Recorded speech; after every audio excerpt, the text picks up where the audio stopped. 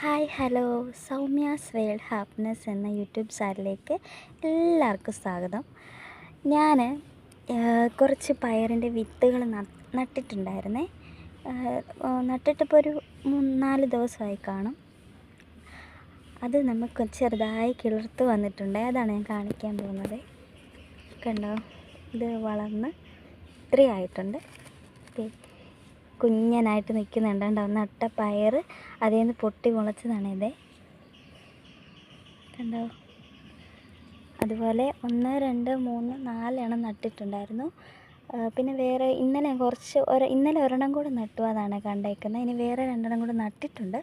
അത് നട്ടതേ ഉള്ളൂ, ഇന്നലെ നട്ടതേ ഉള്ളേ. അത് കിളിർത്ത് വരുമ്പം ഞങ്ങൾക്ക് കാണിച്ചു തരാവേ.